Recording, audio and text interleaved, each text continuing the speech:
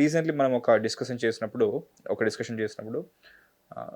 ఇందిరాగాంధీ గురించి మాట్లాడుకుంటే ఎమర్జెన్సీ గురించి మాట్లాడుకుంటారు, మోదీ గారి గురించి మాట్లాడుకుంటే డెమోగ్రఫిక్ చేంజ్ కమిటీ గురించి మాట్లాడుకుంటారు అని చెప్పేసి మీరు చెప్పారు.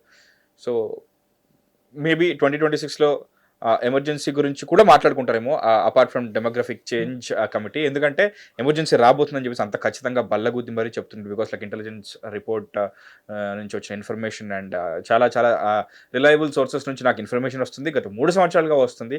సో ఇదిగో వచ్చేసింది, అదిగో పులి అంటే ఇదిగో తోక అన్నట్టుగా అంటున్నారు. కాంగ్రెస్ హయాంలో ముఖ్యంగా రాహుల్ గాంధీ ఎమర్జెన్సీ రాబోతుందని. అసలు ఎమర్జెన్సీ పరిస్థితులు ఎలా ఉంటాయి? నేనైతే చూడలేదు, చూశాను వెబ్ సిరీస్లో అక్కడిక్కడ.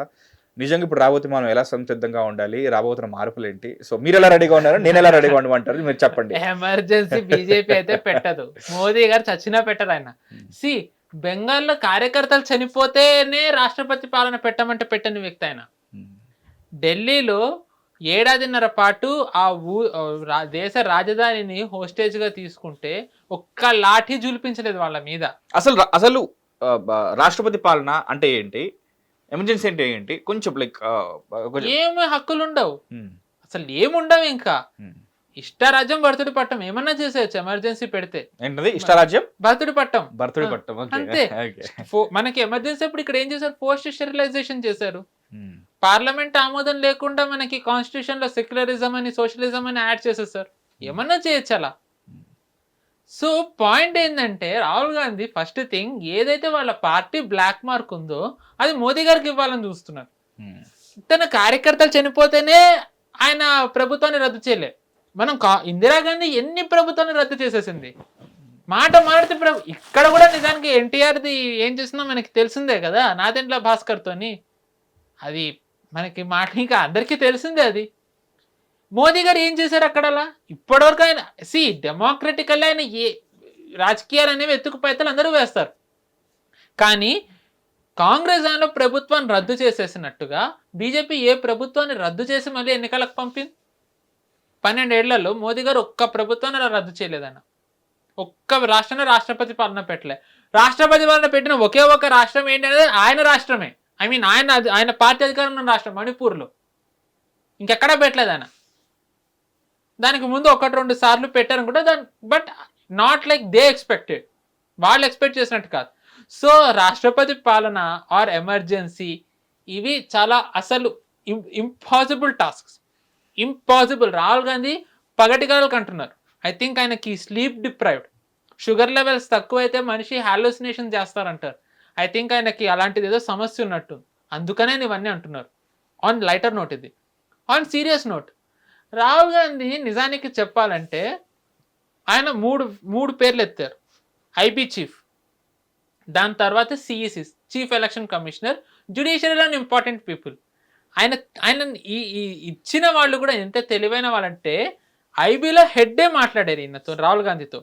డైరెక్ట్ ఎలక్షన్ కమిషన్ హెడ్డే ఈయనతో మాట్లాడాక జ్యుడిషియరీ హెడ్ మాట్లాడలే, చీఫ్ జస్టిస్. ఎందుకంటే చీఫ్ జస్టిస్ మాట్లాడారు అని అంటే కనుక కోర్టులో మాట్లాడాలి, తప్పని తెలిస్తే కనుక శిక్ష పడుతుంది. కాబట్టి జ్యుడిషియరీలో వ్యక్తులు నాతో మాట్లాడారని అన్నారు. సరే, జ్యుడిషియరీలో ఏం మాట్లాడారు, ఐబీ వాళ్ళు ఏం మాట్లాడారు పక్కన పెడితే, సిఈసి వాళ్ళు నాతో 3 ఏళ్ల నుంచి మాట్లాడుతున్నారని అంటున్నారు. 3 ఏళ్ల నుంచి నీతో మాట్లాడుతున్నట్టయితే ఓట్ చోరీ ఎక్కడ జరిగింది? ఓట్ చోరీ అని రాహుల్ గాంధీనే కదా అనేది. అంటే వీళ్ళ లెక్క ప్రకారం 2023 నుంచి సిఈసి మాట్లాడుతున్నారు. ఈ సిఈసినే కదా రాహుల్ గాంధీ బెదిరిస్తూ వస్తుంది.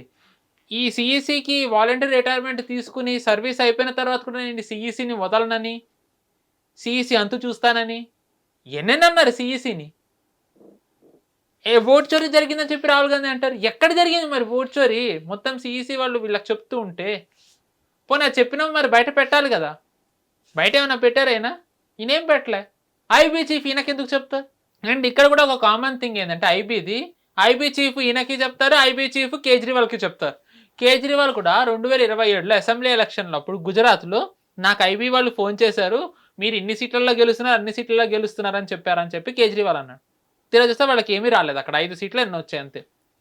ఇప్పుడు ఐ థింక్ ఈ నెల కిందటి నెల మేలో కేజ్రీవాల్ మళ్ళీ ఇంకొక ట్వీట్, నాకు ఐబీ వాళ్ళు ఫోన్ చేశారు, నన్ను బెదిరిస్తున్నారు, నా వాళ్ళని బెదిరిస్తున్నారు అని. నిజంగా గుజరాత్ పోలీసులు విచారణ చేస్తే అది ఆపు వాళ్ళని తేలింది. అంటే ఐబీ వాళ్ళు ఇంటెలిజెన్స్ గ్యాదరింగ్ పక్కన పెట్టేసి రాహుల్ గాంధీకి రిపోర్ట్ చేయడమును కేజ్రీవాల్ని బెదిరించడము చేస్తున్నారా? ఏం మాట్లాడుతున్నారు రాహుల్ గాంధీ నాకు అర్థం కాదు. అది కూడా ఇది ఎమర్జెన్సీ పెట్టిన నెల అనుకుంటే జూన్లోనే ఎమర్జెన్సీ ప్రకటించారు. అనవసరంగా ఎమర్జెన్సీని అసలు నిజానికి బీజేపీ వాళ్ళే జనాలకి ఎమర్జెన్సీ గురించి తెలియాలి అనే ప్రయత్నాలు చేస్తూ ఉంటారు. రాహుల్ గాంధీ ఇప్పుడు ఎమర్జెన్సీ అనడంతో మీరు ఎలా అయితే ఎమర్జెన్సీ అని ఏంటని అడిగారో దీని మీద ఇప్పుడు చర్చలు జరిగితే జనాలకంతా కాంగ్రెస్ చరిత్ర బయటపడుతుంది కదా. వాళ్ళు చాలా జాగ్రత్తగా ఏదైతే నెరేటివ్ అల్లుకుని వచ్చారో ఎమర్జెన్సీది, ఇప్పుడు అదంతా బయటపడుతుంది. కాంగ్రెస్ వాళ్ళు ఇప్పుడు దీనికి నిస్సిగ్గుగా ఏమంటారంటే ఎమర్జెన్సీ అనేది రాజ్యాంగంలో ఉందని అంటారు. ఎమర్జెన్సీని రాజ్యాంగం ఎక్కడ ఆమోదిస్తుంది? డెమోక్రసీని కాపాడడానికి ఎమర్జెన్సీ పెట్టారని అంటారు వీళ్ళు. ఏమన్నా అర్థం ఉందా? ఎమర్జెన్సీలో డెమోక్రసీని ఎలా కాపాడతారు ఎక్కడన్నా? ఆమె ఓడిన దాన్ని కదా కోర్టు కొట్టేస్తే దాన్ని ఛాలెంజ్ చేస్తూ డెమోక్రసీ వీళ్ళు దాన్ని చంపేసి వీళ్ళు ఎమర్జెన్సీ పెట్టింది. సో అంటే వాళ్ళకి ఏవైతే తప్పులు చేశారో, వాళ్ళు ఏవైతే పాపాలు చేశారో ఆ పాపాలన్నిటినీ కూడా బీజేపీకి ఆమోదించాలని చూస్తున్నారు ఒకవైపు. ఇంకోవైపు వాళ్ళు చేసిన పాపాలని వాళ్ళే కడిగేసుకుంటున్నారు. అది అసలు పాపమే కాదని. సో హిపోక్రసీకి బి సీమా హోతి అని మోదీ గారు అన్నట్టుగా ఏమనాలి ఇంక ఇది? So idiotic thing, very immature thing. మామూలుగా రాహుల్ గాంధీని యాక్సెప్టెన్సే లేదని అంటారు. ఇలాంటివి మాట్లాడితే యాక్సెప్టెన్స్ ఎందుకుంటుంది యాక్సెప్టెన్స్?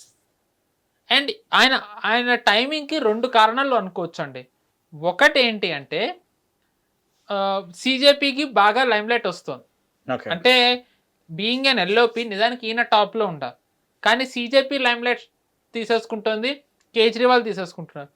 సో నేను కూడా ఉన్నాను అని చూపించుకోవడానికి అయి ఉంటుంది. ఎందుకంటే ఫార్మర్స్ ప్రొటెస్ట్ అప్పుడు కూడా అందరూ వేరువేరుగానే చేశారు, కానీ అందరి లక్ష్యం ఒకటే, కానీ ఎవరికి వాళ్ళే చేసుకుంటూ వెళ్ళారు. మేబీ ఇక్కడ కూడా అలాగే జరగచ్చు. సిజేపీ దాంట్లో వీళ్ళు కూడా ఒక భాగం అవ్వచ్చు, వీళ్ళ ఓన్ వర్జన్లో డైరెక్ట్ కాకపోయినా మనకి తెలీదు. సో మేబీ ఆ ఇన్ఫీరియారిటీ కాంప్లెక్స్ వల్ల అవ్వచ్చు. రెండోది మనం చూసుకుంటే కనుక కేరళలో కాంగ్రెస్ గెలిచింది, కర్ణాటకలో అధికారంలోకి వచ్చారు, కానీ ఎక్కడన్నా కాంగ్రెస్ బలపడింది అనే నెరేటివ్ మనం వింటున్నామా? బెంగాల్ ఒక్కడికి గెలిచేసరికి బీజేపీ మొత్తం కంట్రీ గెలిచేసింది. As of 2029 election BJP register అయిపోయింది అన్నట్టే వింటున్నాం. నెరేటివ్ అలాంటి ఫీలింగే ఉంది. సో మొరాల్ అండ్ అదొకటైతే మరి నిజాలు మనకి తెలీదు. ఒకటి ఏంటి అంటే కాంగ్రెస్లో 2 వర్గాలు ఉన్నాయంటారు. ఒకటి రాహుల్ గాంధీ వర్గం, ఒకటి ప్రియాంక గాంధీది. ఆబ్వియస్లీ అది ఎవరు కన్ఫర్మ్ చెయ్యరు, మరి నాకు తెలియదు నిజాలు. డీకే శివకుమార్ది కానీ ఇప్పుడు ఏవైతే సెలక్షన్లు జరిగాయో అవన్నీ కూడా ప్రియాంక వర్గం వాళ్ళే వచ్చారు, రాహుల్ గాంధీని సైడ్ లైన్ చేశారని కూడా ఒకటి ఉంది. వీ డోంట్ నో నిజం ఏంటో.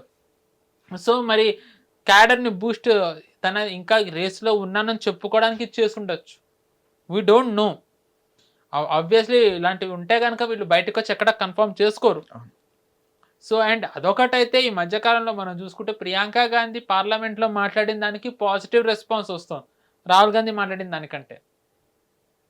సో అండ్ ఇంకొకటి మామూలుగా డీకే శివకుమార్ రాహుల్ గాంధీ కంటే ప్రియాంక గాంధీ క్లోజ్ అని అంటారు. మరి మనకి అవన్నీ తెలియదు ఆబ్వియస్లీ, ఎవరి వర్గాలు అనేది పార్టీ అంతర్గత విషయం. బట్ కేసీ వేణుగోపాల్ రాహుల్ గాంధీకి చాలా క్లోజ్. This is open. కానీ ఇప్పుడు కేసీ వేణుగోపాల్ యాక్చువల్గా ముఖ్యమంత్రి అవుతాడని అనుకున్నారు, కానీ కేసీ వేణుగోపాల్ కాకుండా అక్కడ ఇంకెవరినో చేశారు కేరళలో. ఒకటి ఏముందంటే ఈ వాస్ బ్యాక్డ్ బై ఐయుఎంఎల్ అనే కాకుండా ప్రియాంక గాంధీది కూడా అక్కడ గేమ్ ఉంది, తను ఇన్ఫ్లుయెన్స్ తన బల పెరగడానికి అని చెప్పి కూడా అన్నారు. సో అంటే మీరు చూసుకుంటే కనుక రాహుల్ గాంధీకి అపోజిషన్లో ఒక అస్తిత్వ సమస్య ఉంది, with in the party crisis ఉంది. సో తన లైమ్ లైట్లో ఉండడానికి మేబీ తను ఈ వ్యాఖ్యలు చేసి ఉండొచ్చు. సరదాగా కాదు, అంటే సీరియస్లీనే. మనం జోక్గా అంటున్నాం, బట్ మేబీ సీరియస్లీ. ఎందుకంటే ఇప్పుడు సిఈసి ఇప్పుడు కాంగ్రెస్ వాళ్ళ ఆ ఎకో సిస్టమ్, రాహుల్ గాంధీకి సిఈసి మాట్లాడుతున్నాడు చూసావా, రాహుల్ గాంధీకి ఐబీ మాట్లాడుతున్నాడు చూసావా అని చెప్పి మాట్లాడుకోవచ్చు. అంటే రాహుల్ గాంధీ ఇంకా టాప్లోనే ఉన్నాడు అనే ఫీలింగ్ వాళ్ళలో రావడానికి. సో మేబీ అందుకనే రాహుల్ గాంధీ వ్యాఖ్యలు చేసి ఉండొచ్చు. ఇందాక చెప్పినట్టుగా సీజేపీకే మొత్తం లైమ్లైట్ వచ్చేయకుండా ఆపికే మొత్తం లైమ్లైట్ వచ్చేయకుండా చేయడానికి ఉండొచ్చు. డైవర్షన్ అనే కాదు, అంటే నేను కూడా ఉన్నాను అని. సో ఇలాగా what ever the reason, Rahul Gandhi చేసిన వ్యాఖ్యల వల్ల బీజేపీకి ఏం ప్రాబ్లం ఉండదు. సమస్య ఉండేదిలా రాహుల్ గాంధీకే. సిఈసితో 3 ఏళ్ళు మాడుతున్నానడం వల్ల ఓట్ చోరీది రాహుల్ గాంధీనే బస్ట్ చేసేసుకున్నారు. జ్యుడిషియరీ అనే వర్డ్ ఎత్తడం వల్ల తను అబద్ధం చెప్తున్నాడని రాహుల్ గాంధీ తనే చెప్పాడు. ఎందుకంటే ఐబీ చీఫ్ అన్నప్పుడు, సిఈసి అన్నప్పుడు సిజేఐ అని కదా అనాలి. ఎందుకు జ్యుడిషియరీలో వాళ్ళని అన్నారు? ఎందుకంటే సిజేఐ అంటే కనుక డైరెక్ట్ సిజే కోర్టుకు తెస్తాడు. సూర్యకాంత్ గారు కోర్టుకు రమ్మనంటే ప్రూఫ్ ఏదనంటే సిజేఐనే అబద్ధం చెప్పారనంటే ఆ శిక్ష ఎలా ఉంటుంది? అందుకనే చాలా తెలివిగా జ్యుడిషియరీ అని అన్నారు. సో ఆయన అబద్ధాలన్నీ ఇక్కడే ఎక్స్పోజ్ అయిపోతున్నాయి. ఇవన్నీ ఒక ఎత్తు అయితే ఇప్పుడు అందరూ మళ్ళీ ఇప్పుడు ఎమర్జెన్సీ గురించి మాట్లాడతారు. ఎమర్జెన్సీలో కాంగ్రెస్వి ఎంత పాపాలు ఉన్నాయో అందరికీ తెలుసు. అన్నిటికంటే ముఖ్యంగా ఎమర్జెన్సీలో ఫోర్స్డ్ స్టెరిలైజేషన్ వీళ్ళు ఏవైతే చేశారో, ఇందిరాగాంధీ కుమారుడు సంజయ్ గాంధీ ఫోర్స్డ్ స్టెరిలైజేషన్ చేసింది కానీ కమ్యూనిస్టుల సహాయం కోసం అని చెప్పి రాజ్యాంగంలో లేని సోషలిజం సెక్యులరిజాన్ని ఇన్వాల్వ్ చేయడం కానీ ఇవన్నీ గురించి మళ్ళీ మాట్లాడతారు. సో చాలా మందికి తెలియవు ఇవన్నీ, ఇప్పుడు తెలుస్తాయి, ఇంకా జెన్సీకి ఇప్పుడు తెలుస్తాయి. సో ఇనవే రాహుల్ గాంధీ మాట్లాడడం వల్ల ఆయన అపరిపక్వత, దాని తర్వాత ఆయనకున్న క్రైసిస్, దాని తర్వాత ఆయన పార్టీ, ఆయన నాయనమ్మ చేసిన పాపాలు, ఆయన పార్టీ చేసిన ఘోరాలు అన్నీ బయటపడతాయి. ఎస్పెషలీ ఇది కోయిన్సైడింగ్ ఎమర్జెన్సీ పెట్టిన నెల ఇదో నెక్స్ట్ నెలలో తెలీదు, ఆ టైంలో వస్తుంది కాబట్టి. So as always Rahul Gandhi ఎప్పట్లానే మళ్ళీ పప్పులో కాలేశారు. So this shows why country needs a leader like Modi garu, not like Rahul Gandhi. మీరు ఎమర్జెన్సీ టైం చూసారా? మీరు ఏమన్నా అలాంటి ఆ పరిస్థితుల్లో ఉన్నారా? లేరు కదా? అసలు రాదు. నేను లేను, అంటే మేబీ జెన్సీకి లక్ ఉందేమో అని. లేదు రాదండి. నేను అదే అంటున్నాను కదా, 1.5 ఏళ్ల పాటు దేశ రాజధానిని స్తంభింపచేసి కూర్చుంటే వాళ్ళ ఏదైతే డిమాండ్ ఉందో దాని డిమాండ్ వెనక్కి తీసుకోవాలని ఏదైతే ఉందో దాన్ని వెనక్కి తీసుకునే వ్యక్తి మోదీ గారు. కార్యకర్తలు బెంగాల్లో చనిపోతుంటే రాజ్యాంగం నిజానికి 356 పెట్టి అక్కడ ఏదైనా చేయొచ్చు, అది కూడా ఆయన వాళ్ళే రాజ్యాంగంలో ఉన్నదే. ఇప్పుడు ఎందుకు వాడతారు? ఏమనంటే ఇప్పుడు వ్యతిరేకత వస్తుంది, జెన్సీ రెవల్యూషన్ వస్తుందని అంటే, ఇదే జెన్సీ ఆయనకి హర్యానాలో 3వ గెలిపించారు, రికార్డు విక్టరీ. మహారాష్ట్రలో రికార్డు విక్టరీ, 149 సీట్లలో పోటీ చేస్తే 132 సీట్లు గెలిచారు. జస్ట్ 17 సీట్స్ వీళ్ళు పోటీ చేసిన దాంట్లో ఓడారు అంతే. మెజారిటీకి కేవలం 16 సీట్ల దూరంలో ఉన్నారు అంతే వీళ్ళు. బీహార్లో బంపర్ విక్టరీ వచ్చింది, అస్సాంలో bumper victory, historic victory in West Bengal. 2వసారి తిరిగి అధికారంలో పుదుచ్చేరిలో వచ్చారు, అదొక రికార్డ్. ఇప్పటివరకు అధికార మార్పిడి ఒకసారి వాళ్ళు ఒకసారి వీళ్ళు అన్నట్టు ఉన్న చోట మళ్ళీ వీళ్ళు 2వసారి వచ్చారు. జెన్సీ కూడా ఓట్లు వేస్తేనే కదా ఇక్కడ అంతా గెలుస్తున్నది. అండ్ ఎలక్షన్ సిఈసి మరి అంతా చెప్తూనే ఉన్నప్పుడు మరి తెలిసిందే కదా ఎలక్షన్స్ బాగానే అవుతున్నాయి. రాహుల్ గాంధీ ఆయనే ఒక తప్పు అంటారు, ఆ తప్పుని తప్పని చెప్పి ఆయనే ప్రూవ్ చేస్తారు. ఇక అంటే నాకు తెలిసి బీజేపీ వాళ్ళకు కూడా ఇప్పుడు నాకు తెలిసి వాళ్ళు కూడా ఆలోచిస్తూ ఉంటారు, మనం ఏం మాట్లాడాలి. రాహుల్ గాంధీ అబద్ధం చెప్పారు, అబద్ధం అని ఆయనే ఇంకొక వాక్య ప్రూవ్ చేశారు. ఇంకా మనం ఏం చెప్పాలి, మనం ఏం చేయడానికి లేదని చెప్పి వాళ్ళకి ఒక డౌట్ వస్తుంది. మనం కూడా యాక్టివిటీ లేకపోతే కష్టం. మన పాత్ర కూడా రాహుల్ గాంధీనే పోషిస్తే అలాగని ఆయనే తప్పు చేస్తారు, ఆ తప్పుని హైలైట్ ఆయనే చేసుకుంటున్నారు. So nothing but it shows ఆయనకున్న ఎగ్జిస్టెన్షియల్ క్రైసిస్ ఏదైతే ఉందో ఆయన ఈ వ్యాఖ్యల ద్వారా అది మరోసారి రుజువైందండి. నథింగ్ మోర్ దాన్ దట్, అంతే. సో ఇన్ఫ్యాక్ట్ ఆయన గనక ఇప్పుడు అన్నారు కాబట్టి సరిపోయింది, కానీ ఆయన గనక ఇంకొక ఏడాది నెక్స్ట్ మార్చి ఏప్రిల్ అనుంటే గనక మళ్ళీ బీజేపీకి ఓట్లు ఇంకా ఎక్కువై ఉండేవి. ఎందుకంటే అప్పుడు ఉత్తరప్రదేశ్, ఉత్తరాఖండ్, గోవా, మణిపూర్, పంజాబ్ లో ఎన్నికలు కాబట్టి ఐ హోప్ ఆయన అప్పుడు కూడా ఇలాంటి వ్యాఖ్యలు ఏమైనా చేసి బీజేపీకి హెల్ప్ చేయాలని కోరుకుంటున్నా. ఎమర్జెన్సీ వచ్చే అవకాశం అయితే ఏం లేదు, సో ఇంపాసిబుల్. లక్కీ జెన్సీ వాళ్ళు అలాంటి పరిస్థితులు చూడలేకపోతున్నారు. మనం కూడా లక్కీనే, అంటే అలాంటి పరిస్థితుల్లో కోవిడ్ లో చూసాం కదా. సో చాలు, necessary that was necessary, but similar గానే ఉంటాయి. బయటికి వెళ్తే కొట్టారు కాబట్టి సో అలా చూసుకుంటే పరిస్థితులు వేరే సిమిలర్. హిట్ టీవీ యాప్, ఇందులో short news, live news, entertainment shows, movies, digital magazines తో పాటు మీ జిల్లా వార్తలను కూడా ఫ్రీగా చూడొచ్చు. ఇంకెందుకు ఆలస్యం, వెంటనే హిట్ టీవీ యాప్ ని డౌన్లోడ్ చేసుకుని ఫ్రీగా ఎంటర్టైన్మెంట్ పొందండి. Hit TV app. Hit TV app. Please download Hit TV app. Hit TV యాప్ని ఫ్రీగా డౌన్లోడ్ చేసుకొని ఎంజాయ్ చేయండి. మీకు నచ్చిన ఎంటర్టైన్మెంట్ కోసం హిట్ టీవీ యాప్ ని ఫ్రీగా డౌన్లోడ్ చేసుకుని ఎంజాయ్ చేయండి. హిట్ టీవీ యాప్ని డౌన్లోడ్ చేసుకుని ఆస్వాదించండి, ఆశీర్వదించండి. ఇంతమంది సెలబ్రిటీలు హిట్ టీవీ యాప్ ని డౌన్లోడ్ చేసుకోండి అని చెప్తున్నారంటే ఎంత మంచి యాప్ ఆలోచించండి. అమెరికా అమెరికా అమెరికా అమెరికాలో చదవాలనుకునే వాళ్ళకి విశ్వసనీయమైన పేరు మన శౌర్య కన్సల్టెన్సీ. UK లో 1 year masters, UK లో 1 year masters, 2 years work permit up to 5 years visa. Contact Saurya Consultancy. Contact 89851 89851.